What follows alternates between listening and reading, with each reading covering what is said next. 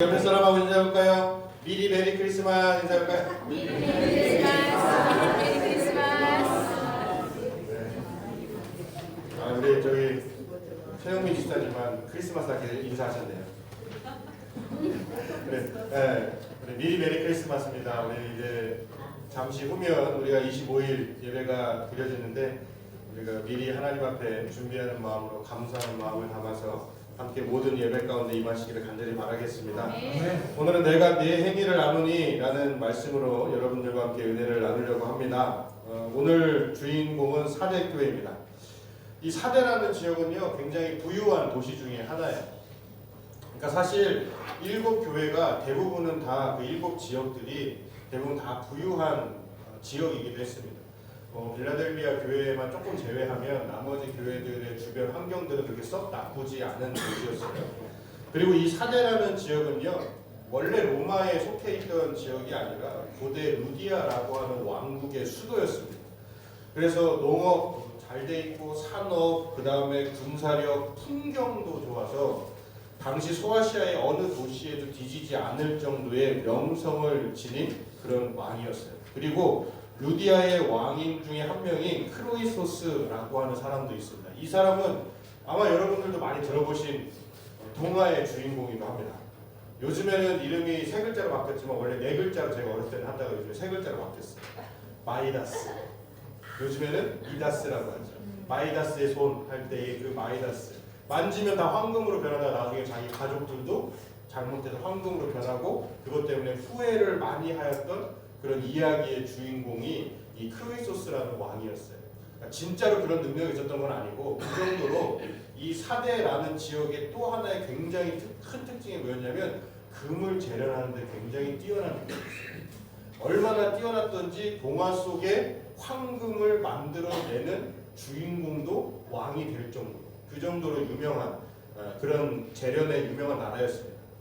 그래서 역사가들이 한번 판단을 해봤자는데 여기에서 한 인구가 한 6만에서 10만 정도 되는 그 정도 당시로서는 굉장히 대도시 중에 하나였다고 기록이 되어 있죠. 그런데 이 도시에 우리가 이제 17년도에 우리는 지금 2025년도를 살고 있잖아요.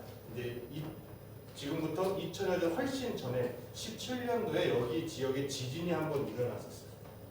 그래서 이 도시가 완벽하게 다 무너질 뻔했었는데 10년도 되지 않아서 로마의 황제가 직접적으로 이 지역에 지원을 해주고 그때부터 이제 로마에 충성하기로 다짐을 하는 거죠. 무너진 도시를 재건해 준 거니까요. 그런데 오늘 말씀 속에서 보면 이 사대교회를 향하여서 주님께서 하시는 말씀이 뭐냐면 일단은 칭찬은 없어요. 이 사대교회에 대해서는 마치 꼭 우리나라 숫자, 불길한 숫자, 죽을 사자처럼 마치 정말 죽은 교회처럼 똑같이 얘기를 하세요.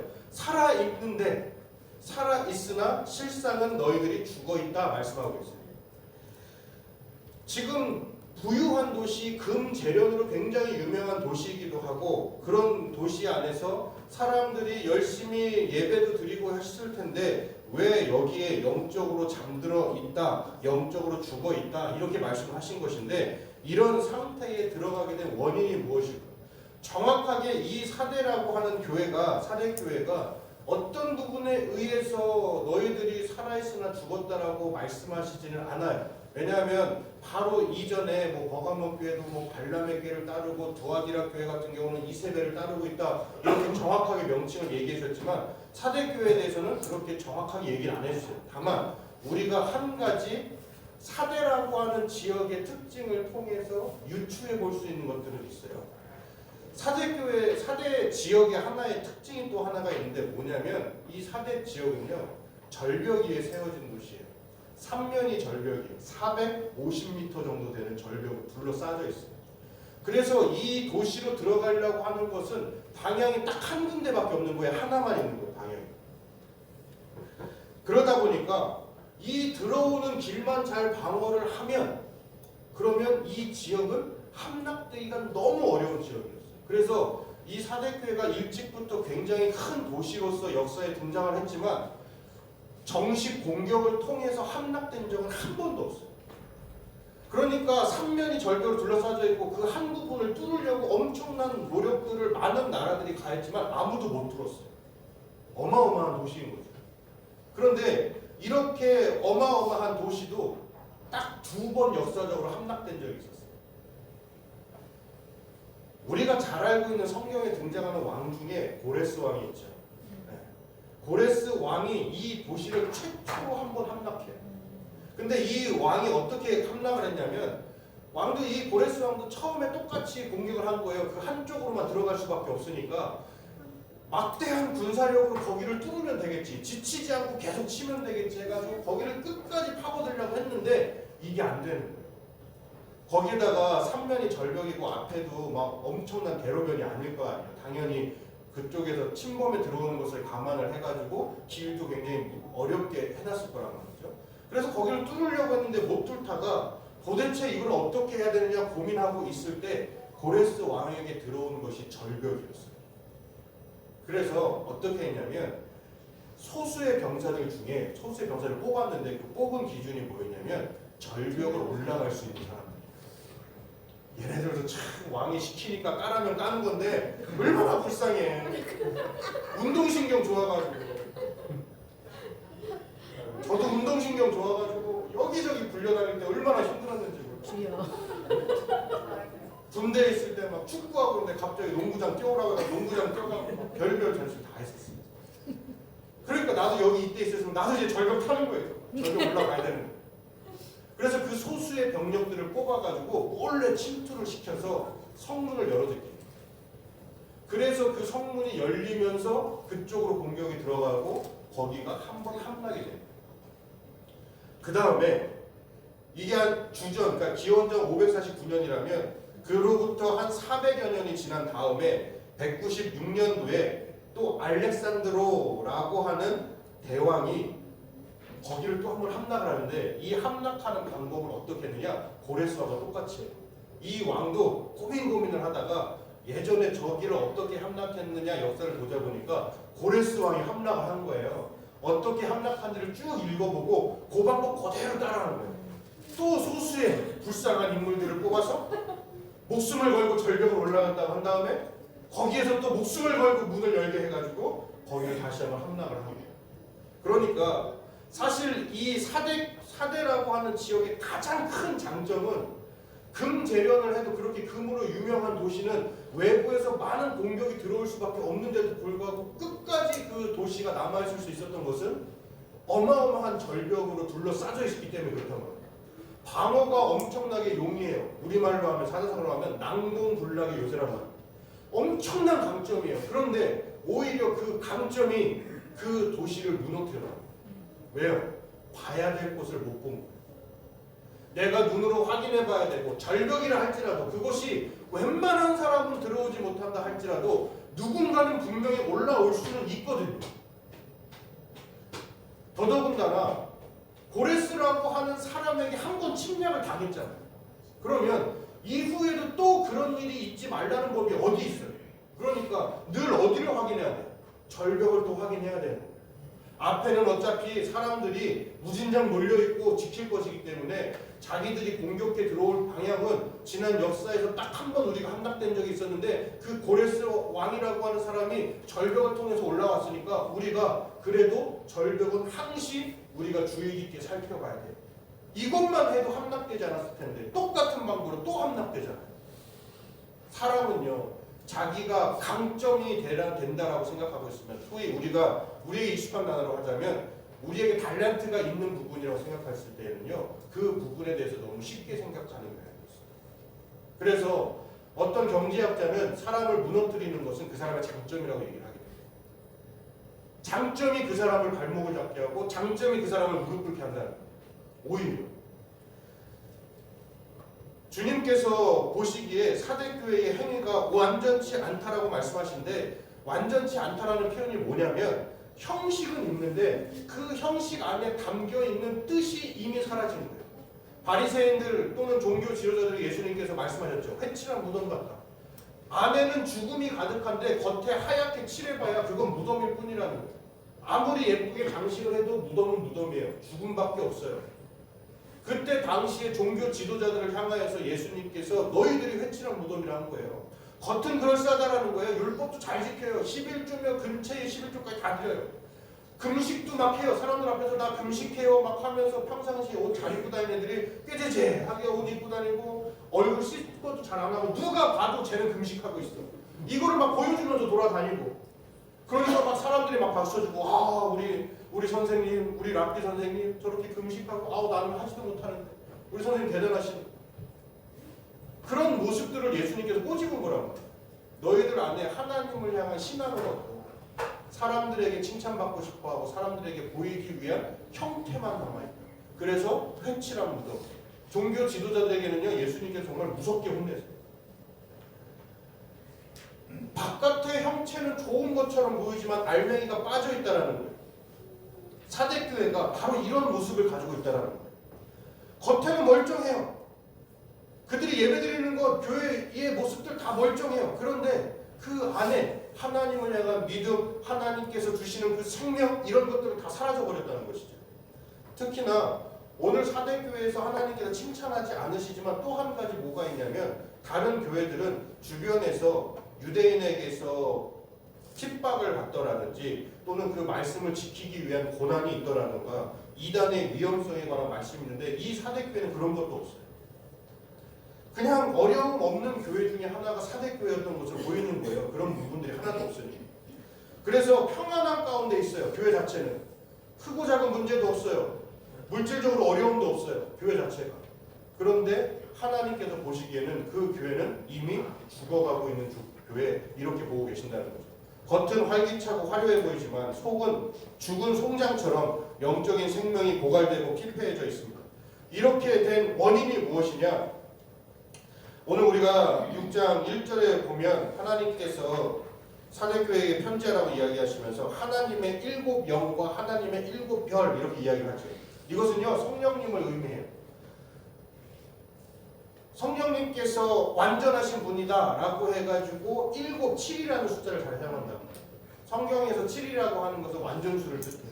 그래서 7별을 가지고 계시는 분, 그런 것을 할 때 완벽하신 분, 완전하신 분, 그 성령님께서 교회들에게 이야기를 하고 계시는 것인데 무엇이냐면 이렇게 성령님께서 교통하고 계시는 능력과 성령님의 은혜가 너희들에게 잃어버렸다는 거예요. 너희들이 지금 잃어버렸다는 거예요.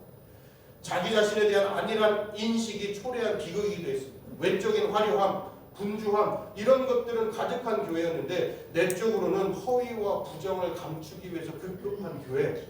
뭔가 문제는 있지만 문제를 다른 사람에게 보이지 않기 위해서 노력하는 교회, 이런 교회가 되어버리고 말았다는 거예요.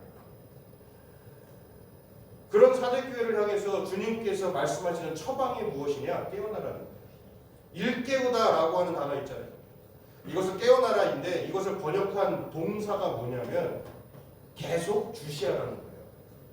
아까 우리가 사대라고 하는 지역이 함락된 것이 절벽 때문에 함락됐다고 했잖아요. 그 장점을 경계하지 않았기 때문에. 그러니까 사대교회를 향하여서 하나님께서는 똑같이 그 역사의 힘이고 그 역사의 내용을 가지고서 그들에게 깨닫게 말씀하시는 거란 말이에요. 너희 지역이 그렇게 장점이 가득했고 그렇게 부족한 거 하나도 없었고 온갖 것들 침범해 와도 아무것도 함락되지 않았던 그 도시가 너희들이 경계하지 못했던 그 작은 부분에 의해서 무너졌듯이 지금 너희 사대교회도 마찬가지야. 작은 부분이 무너지기 시작해. 너희들이 봐야 될 것을 보지 못하고 경계해야 될 것을 경계하지 못하고 그러면서 지금은 나는 괜찮네, 나는 아무렇지도 않네. 교회에서 찬양이 흘러나오고 기도의 목소리가 흘러나오면 뭐 할 것이냐? 너희들이 봐야 될 것을 보지 못하고. 그래서 깨어나라 이야기를 하고 계시는 것입니다. 경계태세 갖추라는 거예요. 우리는 언제든지 무너질 수 있다는 것을 깨닫고 영적인 긴장감 갖추고 나의 신앙과 공동체의 신앙을 주시하면서 경계태세를 갖추어야 된다는 것, 사대교회에게 하나님께서 먼저 말씀하신 것입니다. 그러면서 어떻게 경계할 것이고 어떻게 다시 살아날 것이냐 이야기하시는 것이 남아있는 것부터 시작하라고 합니다. 이 남아있는 것부터 죽게 되면 희생 가능성이 사라집니다. 아예 영적 상태가 완전히 죽지는 않았으니까 다시 살아나야 되는데 이것을 다시 살리기 위해서 주님께서 말씀하시는 방법은 생각하라라는 거예요. 자, 우리가 말씀을 보면 3절에 보면 그러므로 내가 어떻게 받았으며 어떻게 들었는지 생각하고 라고 이야기해요. 두 가지를 생각하라고 하는 것입니다. 먼저 어떻게 받았으며, 즉 무엇을 받았는지 명시하지는 않지만 신약에서요 뭔가를 받았다라고 하는 표현은 성령님을 받았다라는 표현을 대부분 사용을 해요. 그러니까 성령님을 어떻게 너희들이 받게 됐는지를 먼저 기억하라는 거예요. 생각해봐. 그러니까 너희들이 어떻게 예수님 처음 만나게 됐느냐, 너희들이 어떻게 예수님을 그리스도로 고백할 수 있었느냐, 그 어려운 상황 가운데서 예수님을 나의 구주로 고백했던 그때 그 상황을 다시 한번 기억해 보라라고 하는 것입니다. 그 다음에 어떻게 들었는지도 기억하래요. 성령님께서는 우리에게 은혜를 주시죠. 예수 그리스도의 복음을 우리가 깨닫고 예수님을 나의 주인으로 섬길 수 있도록 성령님께서 역사하신단 말이에요. 그런데 그 다음에 어떻게 들었느냐, 사도들은 너희들에게 어떻게 가르쳤는지를 기억하라. 우리들로 얘기하면 말씀에서 어떻게 진행을 하고 말씀에서 어떻게 이야기하고 있고 그 말씀을 어떻게 해석하고 있고 어떻게 묵상하고 있고 그 말씀을 어떻게 붙들고 있는지 이것들을 기억하라라고 이야기를 하는 것입니다. 그래서 주님의 말씀을 사도들이 어떻게 가르쳤는지 기억해서 지금 자신의 믿음과 신앙을 바라보라, 이것을 이야기하는 거예요. 결국 뭐냐면 사대교회가 놓친 게 뭐냐면 기본을 놓친 거예요. 예수님께서 사대교회에게 이야기하시는 것도 기본에 충실하라는 거예요. 이미 받고 들은 것을 기억하는 것부터가 일단 급선무라는 거예요. 새로운 곳에서 뭔가를 찾지 말고 너희들이 이미 받은 거 있잖아. 너희들이 이미 배운 것 있잖아. 그렇게 막 열심히 말씀 외우고 열심히 하나님 앞에서 사도들이 가르쳐 왔던 거 그것들 다 기억해 보라는 거예요. 너희들이 하나님을 통해서 얻었던 그 귀한 신앙의 경험들도 다시 한번 다 기억해 보라고 이야기를 하실 것입니다. 이미 들은 말씀과 받은 훈련만으로도 충분히 깨어나서 영적 전투에 임할 수 있다는 것, 이것을 예수님께서 분명하게 말씀하고 계십니다. 그리고 이 영적 전투에 임하며 우리가 승리까지 할 수 있는 것은 너희들이 받았던 그 말씀을 굳게 지키고 그 다음에 순종하고 회개해서 돌이키라고 하는 것입니다. 그러니까 하나님께서는 지금 너희들이 죽어있는 자처럼 완벽하게 그 안이 무너진 것처럼 보이지만 다시 살아날 수 있다는 겁니다.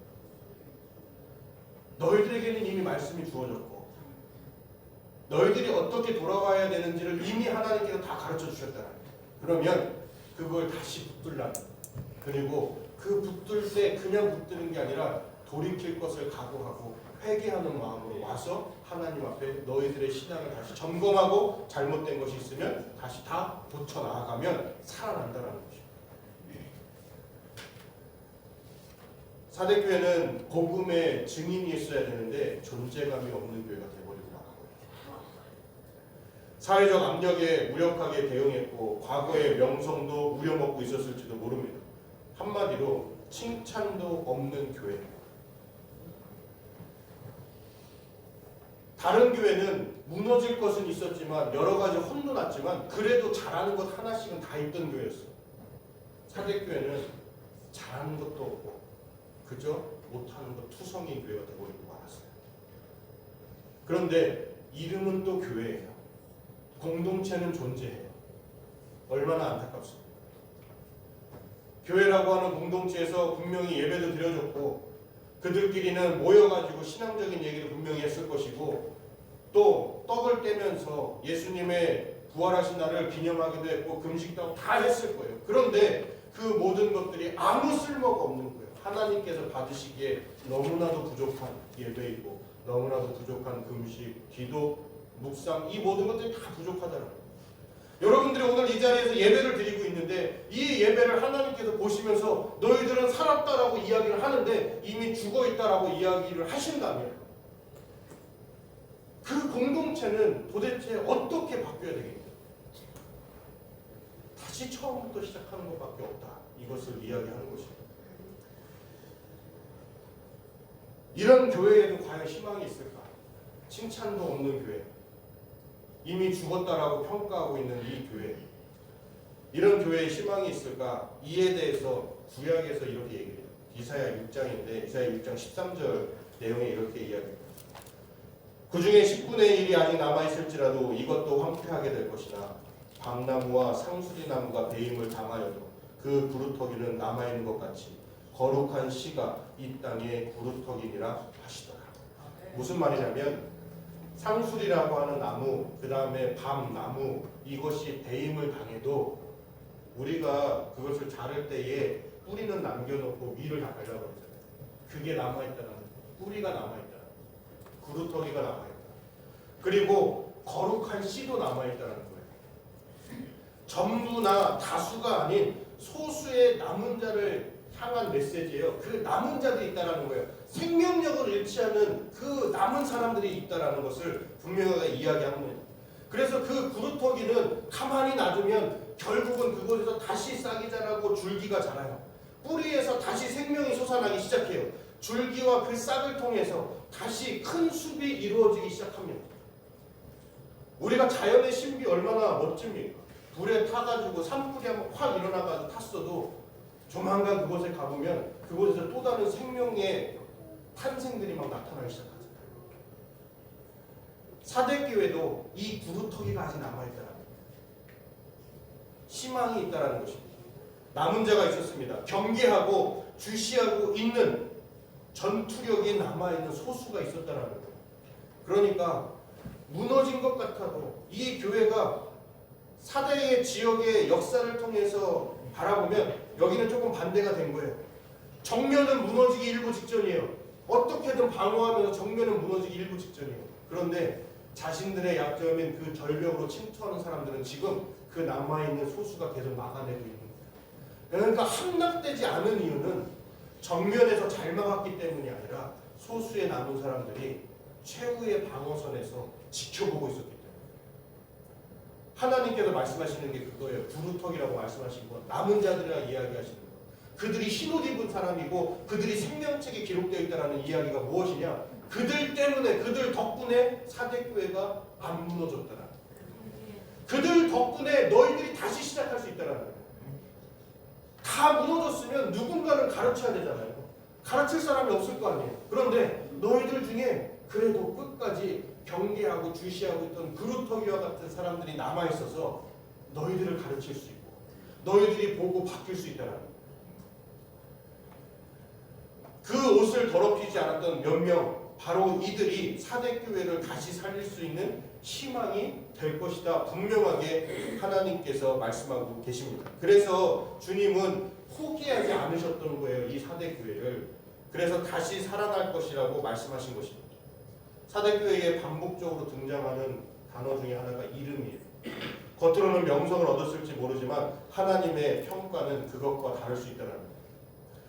그러므로 우리 교회라고 하는 장소는요, 하나님께서 보시기에 건강한 공동체인지 스스로 자문해 보아야 됩니다.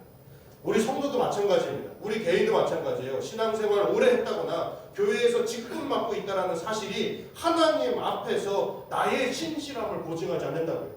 제가 목사라고 해가지고 천국에 직행하는 거 아니에요. 저도 신앙생활 잘못하는 거예요. 저도 하나님 앞에 정말 많이 혼나죠. 목사이기 때문에 하나님께서 사랑하시는 게 아니에요. 목사이기 때문에 또는 내가 어떤 직분을 갖고 있기 때문에 어느 단체의 기독교 단체의 장이기 때문에 내가 신앙생활을 보장받는 게 아니라고요. 나도 무너질 수 있고 그들도 무너질 수 있고 우리도 언제든지 무너질 수 있어요. 때로는요, 신앙생활 한지 얼마 안 되신 분들이 더 뜨거울 때 있다. 오히려 목사네, 장로, 권사 이런 분들, 직사 이런 직분을 가지고 계신 분들이 오히려 더 신경 쓰고 더 눈치 보고, 그런데 아무것도 모르니까 오히려 더 적극적으로 나서고 더 하나님 앞에 기도할 때 더 큰 목소리로 하고 더 큰 목소리로 찬양하고. 어느 순간 그런 생각 들 때, 저도 목사지만 어떤 생각이 들 때가 있는데 너무 시끄럽게 막 찬양하는 분들이 계시거든요. 막 몸을 가누지 못해서 찬양하는 거예요. 그러면 순간적으로 저도 예전에 어떤 생각이 들면 왜 이렇게 오버야. 아휴 적당히 하면 되지. 저러다 주변에 저 옆에 있는 사람 이러면서 저게 뭐야 옆에 있는 사람한테 좀 방해돼. 생각해봤더니 옆에 있는 사람도 그 사람처럼 뛰면 되겠다. 같이 뛰면 어차피 괜찮아. 스스로가 벌어지니까. 한 사람은 안 뛰려고 무적장 앉아있고 한 사람은 기뻐서 춤을 추면 앉아있는 사람은 신경 쓰이고 맞을 수밖에 없는 거예요. 그런데 제가 그런 생각을 하고 있을 때 그 앉아있는 사람이 저였다. 나 혼자 인상 찌끄리고 있어. 나는 신학생이라고 나는 전도사라고 혼자서 인상 찌끄면서 다른 사람들이 말이야 저러다가 맞으면 어떻게 하려고 저러다가 평온감 어떡하고 우리 어르신들 맞으면 부끄러운 줄도 몰라. 왜 저렇게 오버야. 하나님이 오버한다고 찬양 더 듣는 것도 아니고. 그런데 그 다윗도 그 왕도 옷이 벗겨지도록 춤을 추면서 찬양했는데 내가 뭐라. 하나님께서 직접 기름 부었던 하나님과 대화했던 다윗도 그렇게 옷이 벗겨지도록 찬양했는데 유일하게 그 옷 벗겨진 거에 대해서 항의했던 사람이 다윗의 아내였잖아요. 그 다윗의 아내가 저였더라고요.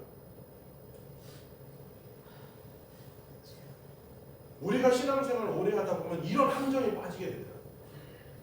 사대교회도 어느 순간부터인가 주변 사람들의 시선을 의식하기 시작하고 그러니까 우리도 옛날 처음 예수님 만나서 너무 행복해가지고 밖에 뛰쳐나와가지고 말씀을 전했던 베드로와처럼 그런 모습들이 점점점 사라지고 찬양의 즐거움을 느끼던 나의 모습들이 점점점 사라지기 시작하고 봉사하면서 누가 뭐라고 하든 그냥 나와서 뭐라도 하고 싶어가지고 그냥 교회에서 빗자루 들고 쓸고 다니고 뭐 하고 다니고 이런 거에 대해서 아무런 의식이 없었는데 어느 순간부터인가는 누군가는 왜 다른 사람은 이거 안 하고 나 혼자 맨날 나 혼자 하지? 맨날 나 혼자야?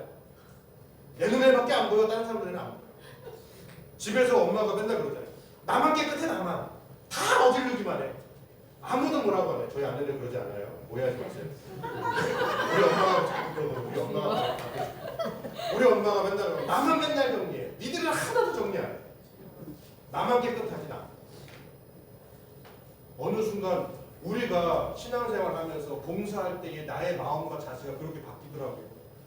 예전에는 누가 하던 말든 들어오는 거 쓰레기부터 보였는데 어느 순간부터가 저걸 누가 치우나 이걸로 보고 있는 거예요. 어느 누가 치우나 그 손길을 보기 시작하는 거예요. 우리가 사대교회처럼 그렇게 조금 있어 보이는 말로 매너리즘에 빠지기 시작한다. 신앙적.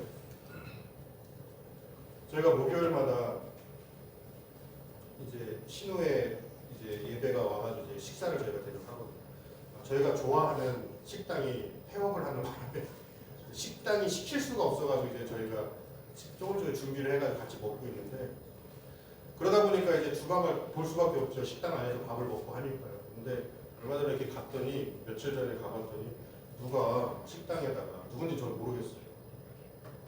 식당에 그 투명한 통을 다 이렇게 세워놓고서 그 안에 국간장, 뭐 무슨 소금, 뭐 설탕 이런 거 해가지고 투명한 통에다 이거를 다 구분을 해놔가지고 싹 정리를 해놨더라고요.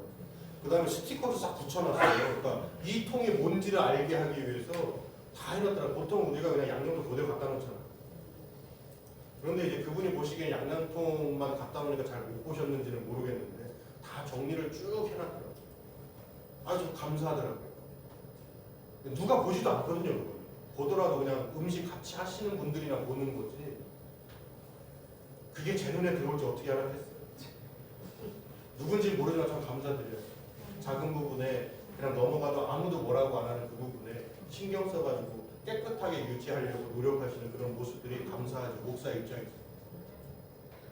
그런데 어느 순간 우리들은 그런 모습들이 점점 사라지고 있더라는 거예요. 처음에 교회에서 뭔가 필요한 것이 있다면 내가 가장 먼저 했던 나의 모습이 어느 순간 왜 누구는 안 움직이고 나만 하나 거기에서 더 나가서 이제는 남들도 안 오는 나 혼자서 뭐해 하면서 나조차도 움직이지 않는 그런 모습처럼 사대교회의 그런 모습처럼 우리도 빠지기 쉽다고. 그때 어떻게 해야 되느냐? 다시 처음 나의 모습을 생각해 봐야 돼요. 그러니까 우리가 7교회를 보면요, 계속 반복되는 게 뭐냐면 처음 사랑이에요. 너가 처음 예수님을 만났을 때 네가 말씀은, 에베소 교회는 말씀은 지켰지만 네가 이웃을 향한 사랑을 잃어버렸어. 다른 교회는 뭐예요? 다른 시선, 이웃들을 향하여서 너희들이 열심히 노력을 하지만 정작 중요한 하나님의 사랑을 너희들이 잃어버렸어. 사대교회도 똑같은 거예요. 결국 너희들 다시 생각해봐. 너희들 하나님 어떻게 만났어? 하나님을 만났을 때 너희들이 어떻게 했는지 잊어버렸니? 그 모습에 기뻐하고 환희하고 감사함에 겨누지 못했던 너희들의 모습이 어느 순간 사라져버렸다. 다시 회복해요. 다시 처음으로 돌아가요. 교회의 모습을 다시 예전의 모습으로 바꿔보자. 너희들이 끝난 게 아니야. 왜냐하면 아직 그 순수한 모습, 그 전투력 있는 신앙인의 모습을 가지고 있는 사람들이 아직 남아있어. 희망이 있으니 너희들이 다시 시작할 수 있다. 외적 조건이나 명성에 상관없이 교회의 진정한 힘은 말씀에 대한 신실함과 그리스도를 증언하는 데 달려 있습니다. 이것을 회복하면 교회는 설사 죽은 교회라고 하는 평판을 받더라도 다시 살아날 수 있어요. 오늘 우리의 삶을 이끌어가는 힘이 무엇인지 다시 한번 생각해 보시기 바랍니다. 도전과 핍박 속에서 무엇을 중심에 두고 살고 있는지 다시 한번 생각해 보시길 바랍니다. 그리고 이 질문 앞에서 우리는 당당하게 그리고 담대하게 예수 그리스도라고 답변할 수 있는 저와 여러분들이 되기를 소망합니다. 그분이 우리의 영원한 생명을 보장한다는 것을 기억하시면서 매일 주님과 동행하는 길을 걸어가는 우리 복된 남산교회 공동체 모든 이들이 되시기를 주님의 이름으로 간절히 축원합니다. 기도하겠습니다.